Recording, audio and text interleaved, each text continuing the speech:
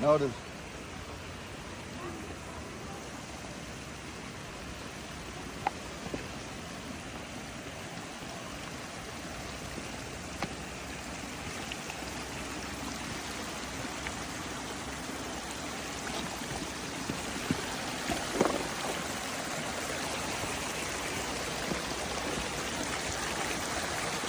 How did you go? ማየት ያለብን ነገር ለመቀመጥ የሚመች አሰራር የለውም። የቆሸሸ ነው። ውሃው ግን እንደምታየው ፍልውሃ ነው። ይሄ ፍልውሃ ነው። ይሄንን ፍልውሃ ሰዎች በቀላሉ አክሰስ ማድረግ እንዲችሉ መጠቀም እንዲችሉ አድርገን ለመዋኘት እግራቸውን፣ ገላቸውን ለመመታት ብናመቻችላቸው ለብዙ በሽታዎች ፈውስ ይሆናል። ውበትም አለው። ድንጋዩ እንደምታየው የተለየ ከለር ነው ያለው። በትክክል ካስቀመጥ ነው ሌላ የውበት ምንጭ ሊሆን ይችላል።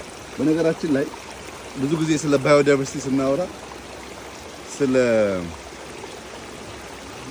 ከባቢን የሚያውቁ አዝርዕት ዛፎች መትከል አስፈላጊነት እናነሳለን። አሁን እዚህ ቦታ ላይ ይሄ ሳር አለ፣ የቄጤማ ሳር አለ። ይሄንን ሳር አዲስ አበባ ልትከል ብትል አይመጣልህ።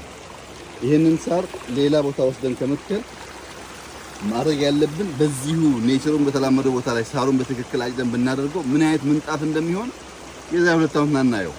ሳሩም አለ፣ ድንጋዩም አለ፣ ውሃውም አለ፣ ተራራውም አለ፣ ዛፉም አለ። ይሄን አዋህደን ውበት ሰጥተን የሰው ልጅ የአእምሮና የእጅ ብቃት አክለን ማስዋብ ብቻ ነው የሚጠበቀው።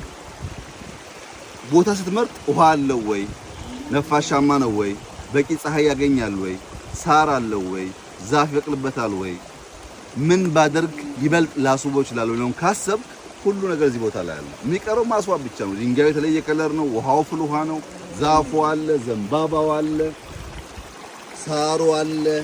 እነዚህን አልጌዎች እያጸዱ ለሰው ልጅ የተመቸ ያማረ ቦታ ማድረግ ብቻ ነው ቀጣዩ ስራ የሚሆነው።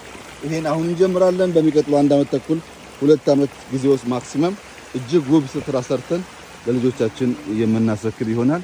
ሁልጊዜም አይናችን መገለጥ አለበት። የተገለጠ አይን ያልታየን የሚያይ ያልተሰራን የሚሰራ ውበትን የሚያወጣ ልማትን የሚያረጋግጥ ብልጽግናን የሚያጸና ነው። ያን ማድረግ ያስፈልጋል። አሁን እዚህ ጋር ወይዘሮ ዝናሽ ተቀምጠዋል። እሳቸው ለምሳሌ ይሄን ዋነክተው እንዲያዩ ይፈልጋሉ። ወንድሜን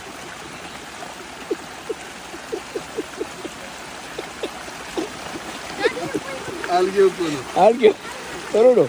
በጣም ጥሩ ቪዛ ያገኛል።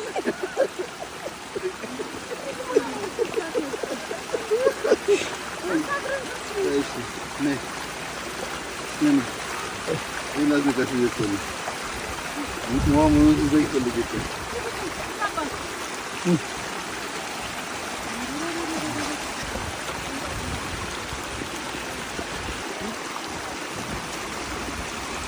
ችግር